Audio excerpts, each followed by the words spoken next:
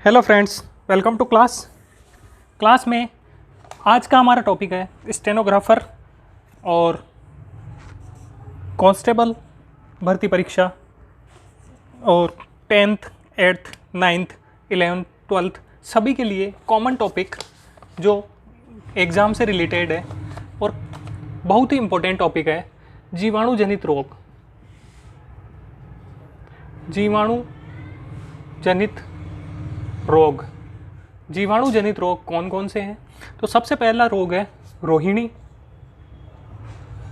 जिसे डिप्थीरिया भी कहते हैं। डिप्थीरिया इस शब्द से आप परिचित होंगे, रोहिणी या डिप्थीरिया। डिप्थीरिया जो है कॉर्निबैक्टीरियम डिप्थेरी से होता है। Corynebacterium diphtheriae. और इसमें जो प्रभावित अंग है वो श्वासनाल होता है। ये क्वेश्चन कई बार आता है कि कौन सा अंग प्रभावित होता है डिप्थीरिया में? श्वासनाल। इसमें रोगी का दम घुटता है। मैं बिल्कुल टू द पॉइंट बात करूंगा जो डायरेक्ट एग्जाम को टच करता है। सेकंड है धनु स्तंभ या धनुष टंकार, जिसे टिटनेस भी कहते हैं। और ये रोग क्लोस्ट्रीडियम टिटेनी से होता है। Clostridium tetani. और इस रोग में तंत्रिका तंत्र और पेशियां प्रभावित होती है। तंत्रिका तंत्र और पेशियां प्रभावित होती है। इसमें शरीर में जकड़न आती है, झटके लगते हैं और जबड़ा बंद हो जाता है। तो लॉक जो भी कहते हैं इस रोग को, लॉक जो, जबड़ा बंद हो जाता है।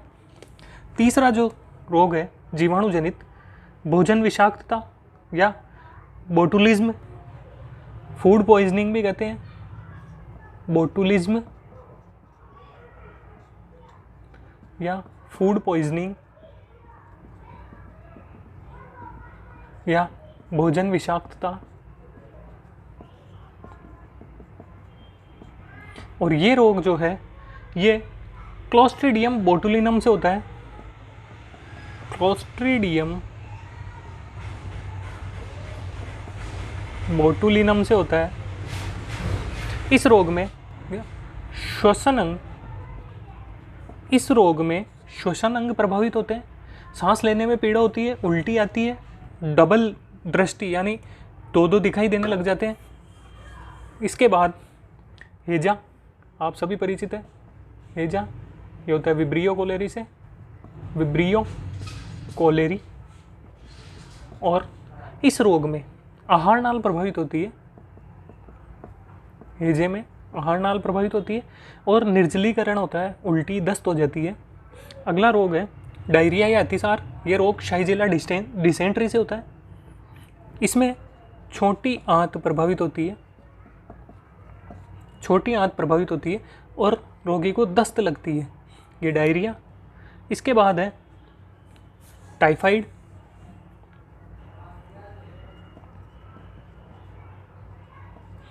Salmonella typhi.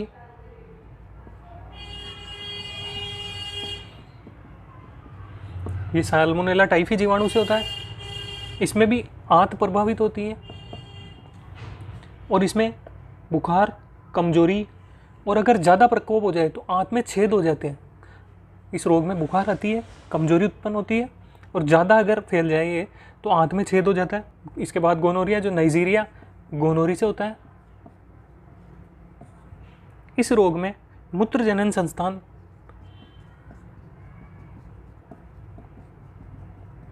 प्रभावित होते हैं और मूत्र मार्ग में सूजन और कभी कभी अगर ये रोग ज़्यादा फैल जाए तो संतानहीनता उत्पन्न होती है महिलाओं में। मेनिंजाइटिस, ये रोग नाइजीरिया मेनिंजाइटिस से होता है। और इस रोग में मस्तिष्क आवरण या मेनिंजिस जो है, मस्तिष्क की झिल्लियाँ वो प्रभावित होती है। इसमें सिर दर्द, बुखार, कंपकपी और रक्त स्त्राव होता है, जिससे व्यक्ति की मृत्यु 24 घंटे के अंदर हो सकती है। बहुत खतरनाक बीमारी है। इसके बाद तपेदिक, जिसे टीबी भी कहते हैं, या ट्यूबरकुलोसिस, ये होता है माइकोबैक्टीरियम ट्यूबरकुलोसिस से, माइकोबैक्टीरियम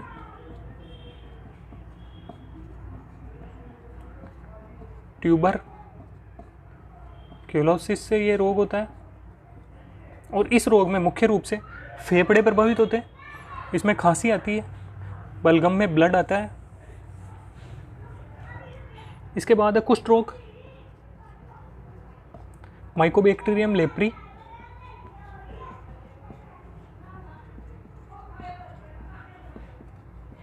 लेप्रोसी भी कहते हैं इसे, कुष्ठ रोग, माइकोबैक्टीरियम लेप्री। इसमें त्वचा और तंत्रिकाएं प्रभावित होती है, त्वचा पे गांठें बन जाती है, घाव हो जाते हैं, रंगहीनता उत्पन्न हो जाती है। इसके बाद प्लेग, प्लेग जो है यर्सीनिया पेस्टिस या पास्चुरेला पेस्टिस, पास्चुरेला पेस्टिस या यर्सीनिया पेस्टिस से उत्पन्न होता है। इसमें आरबीसी फेफड़े प्रभावित होते हैं, तेज बुखार आता है, बगल में गांठ पैदा हो जाती है और सिर दर्द रहता है प्लेग में। इसके बाद है काली खांसी या कुकर खांसी, वूपिंग कफ भी कहते हैं इसे, काली खांसी या कुकर खांसी। ये हीमोफिलस पर्टुसिस से होता है, हीमोफिलस पर्टुसिस। और ये इसमें श्वसन तंत्र प्रभावित होता है, श्वसन तंत्र प्रभावित होता है, बच्चों में पाया जाता है अधिकतर। जैसे लगातार खांसी आती है बच्चों को, और खांसी में कुत्ते की आवाज़ आएगी, इसलिए इसको कुकर खांसी कहते हैं। जब खांसता है बच्चा तो कुत्ते जैसी आवाज़ आती है। निमोनिया, डिप्लोकोकस निमोनी,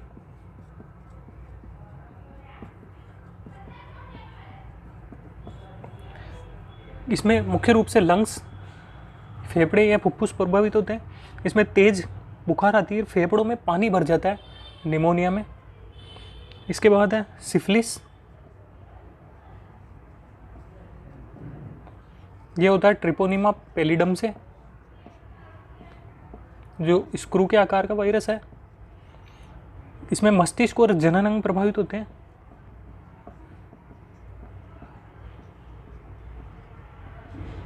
और इस रोग में लसिका गांठें बड़ी हो जाती है, त्वचा पर लाल धब्बे बन जाते हैं।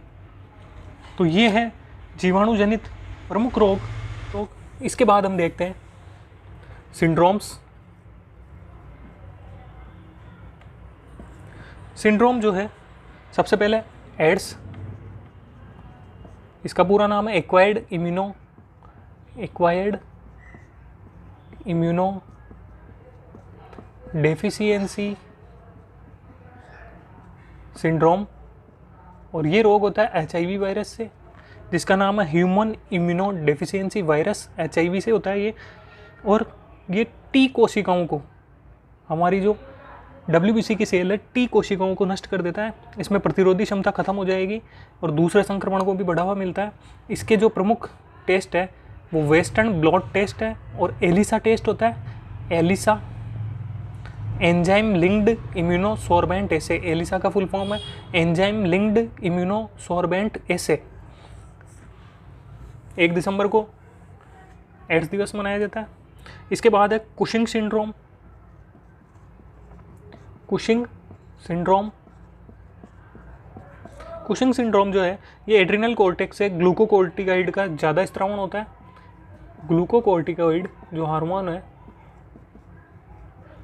जो एड्रिनल कॉर्टेक्स से स्त्रावित होते हैं, इनके अति स्त्रावण से होता है, जिससे रक्त में ग्लूकोज और यूरिया बढ़ जाती है और विपरीत लिंगों के लक्षण प्रकट होते हैं इसमें। जैसे नर है तो मादा के लक्षण प्रकट हो जाएंगे। इसके बाद है क्लाइनफेल्टर सिंड्रोम। इस रोग में लिंग गुणसूत्र की अधिकता होती है, एक लिंग गुणसूत्र बढ़ जाता है।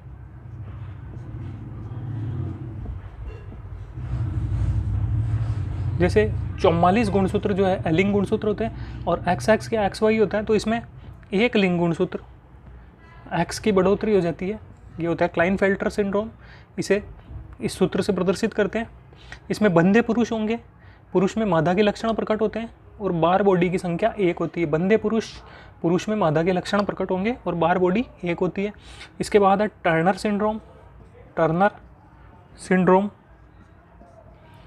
सिंड्रोम में एक गुणसूत्र की कमी होती है, लिंग गुणसूत्र की। इसका जो सूत्र हम x 0 से प्रदर्शित करते हैं, इसे एक गुणसूत्र की कमी हो जाएगी। टर्नर सिंड्रोम में बंधे मादाएं होगी, एमिनोरिया के गुण पाए जाते हैं और बाहर बॉडी इनमें 0 होती है।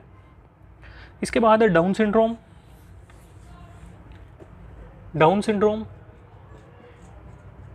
या मंगोलिज्म भी कहते हैं इसे।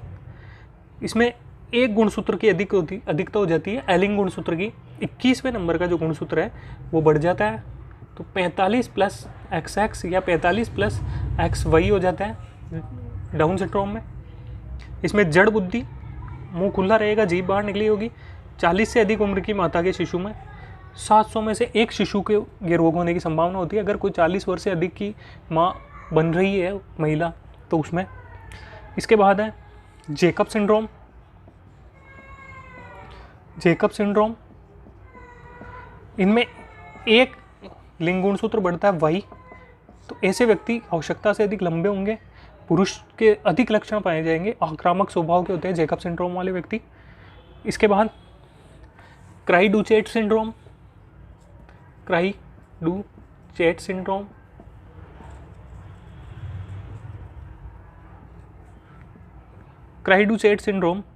इसमें पांचवें गुणसूत्र की छोटी भुजा एब्सेंट होती है।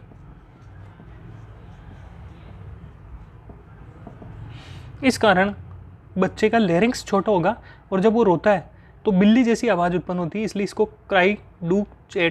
कैट क्राई सिंड्रोम भी कहते हैं, इसे कैट क्राई सिंड्रोम। इसके बाद है माइलोजिनस ल्यूकेमिया। इस रोग में एक गुणसूत्र की कमी हो जाती है, 22वें नंबर के गुणसूत्र की कमी हो जाएगी, तो इसमें गुणसूत्र जो है वो 43 प्लस XX या 43 प्लस XY रह जाएंगे। इसमें कैंसर के समान असामान्यता उत्पन्न होती है। इसके बाद है पटाऊ सिंड्रोम। तो ये देखो तो यहाँ 13 बन रहा है पटाऊ सिंड्रोम। ये जो है 13वें गुणसूत्र की अधिकता से होता है, तो इसमें भी 45 प्लस XX या 45 प्लस XY हो जाएंगे।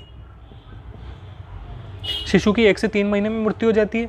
जड़ बुद्धिमत्ता उत्पन्न होती है, छोटा सिर होता है, छोटी आंखें होती है पटाऊ सिंड्रोम में। इसके बाद है एडवर्ड